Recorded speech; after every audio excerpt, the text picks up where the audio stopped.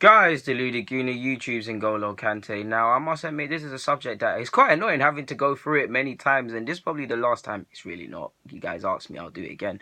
That I'm going to go over this. Someone asked me again, Alexis or Ozil. With every game that Ozil plays well, like the Uniteds and the Huddersfields, and we missed him against Burnley, you could see that he was missing, which aids the case. And the Spurs game, and even Chelsea last year, with every game like that, it's keep Ozil, shot Alexis. Alexis, maybe not so this season, but against Spurs, keep Alexis. We've got to keep him. We know he's off, but we've got to keep him. It's output versus team balance and creativity. What I mean by that is Ozil's output is getting better. He's scoring more goals at Arsenal, to be honest. He scored more goals than he got assists last year. And Alexis's creativity is underplayed. You saw the one goal we did score. Who really set that moving? Alexis's ball over the top.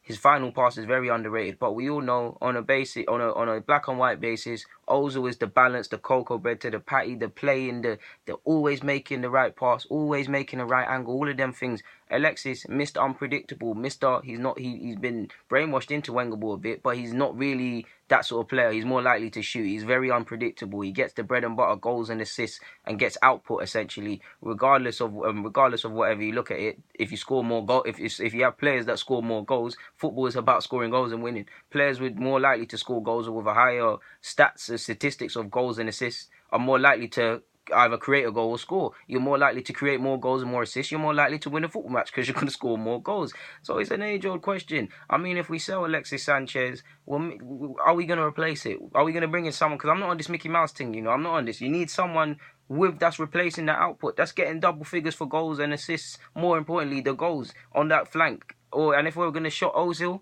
the balance, they're always picking the right pass. Yeah, you could say Jack and them and they're here. But Ozil, the fluidity, the way listen, you guys know it's no secret how much I love Ozil. I've been telling you, man, this for time. He's central to our things. We miss him. He's argued, you could say Alexis is our most important player, but by that same logic, you could say Ozil because of what we miss through him.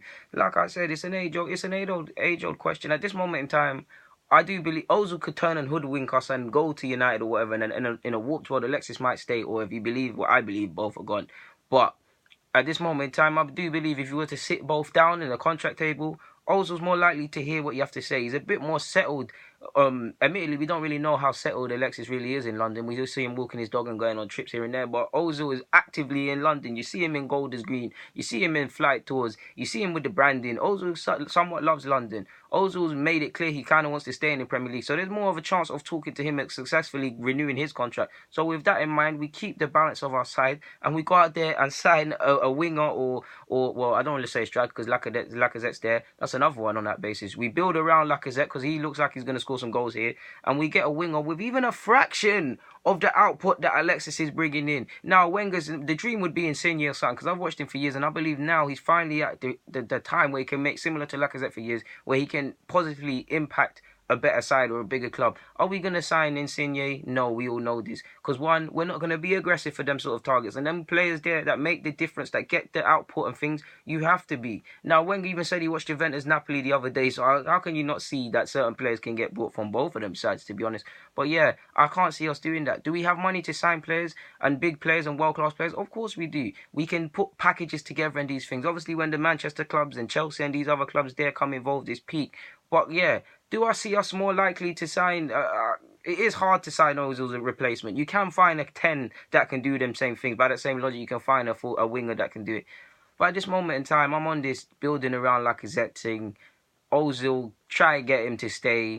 Get this winger in with a fraction of it. At worst comes to us, a fraction of what Alexis is returning, and life goes on. I'd love Alexis to stay, but reality is he should have been sold in August. Reality is we're at his mercy if he wants to stay. Reality is every card is every ball better yet is in his court for him to stay, and he doesn't look like he wants to be here. Life goes on. Better players have left us in worse situations. Alexis Sanchez has been the best player back in our banner era that Wenger signed, and it's a shame. It's a shame. But only a club like us would get in this situation. I mean, I'm so sure United and these clubs, because they're doing it, there'd be at least a 1-year automatic extension or something in that contract. So yeah, I'm also of the belief, let's target these Europa League clubs with players. Like, I've been watching Europa League, and you look at the likes of Lyon with players with scope to impress and improve and things. You look at Fekir, another one that I've been watching for a while, and he's got over his own injury problems and doing mad bits this year.